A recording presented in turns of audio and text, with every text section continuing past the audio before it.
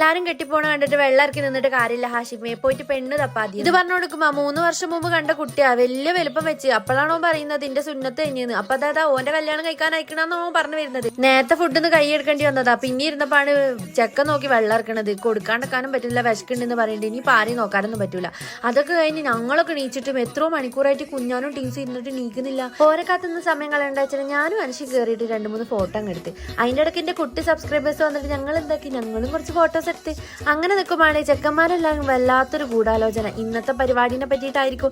ചിലപ്പോൾ പെണ്ണിനും ചെക്കനും കൊടുക്കേണ്ടത് ഈ പണീനെ പറ്റിയിട്ട്. അല്ലാണ്ട് ഇവരെ തലയിൽ നല്ല കാര്യങ്ങളൊന്നും ഓടൂല. ഇവരും ഏകദേശം ഒരുപോലെയാണ്. കാരണം ഒന്നിനും വലിയ വെളിവൊന്നുമില്ലല്ലോ. ഭർത്താവാണെങ്കിൽ ഫോട്ടോ എടുക്കാൻ വിളിച്ചിട്ട് വരുന്നില്ല. അതിന്റെ ഇടയ്ക്ക് പരാതിയായിട്ട് റിഷാദാക്കാം. 36 വൈഫ് ഇതൊക്കെ കണ്ടിട്ട് ആകെ ദേഷ്യം പിടിക്കുന്നു. അങ്ങനെ അതൊക്കെ കഴിഞ്ഞിട്ട് ഹാഷിമ പിന്നെ സങ്കടം പറഞ്ഞു വരാം. ഞാൻ പറഞ്ഞു ഇന്റെ അടുത്ത് പെണ്ണൊന്നുമില്ല, വേണേ പോയി കണ്ടുപിടിച്ചോ. പെണ്ണിനെ കൂട്ടി ഞങ്ങൾ തിരിച്ചെന്താക്കി ചെക്കന്റെ വീട്ടിലേക്ക് എത്തിക്കണം. പെണ്ണ് ഫോട്ടോഷൂട്ടിന് പോയത്. ആ സമയം കൊണ്ട് ഈ വെയിലത്തുനിന്ന് വേഗം രക്ഷപ്പെട്ട്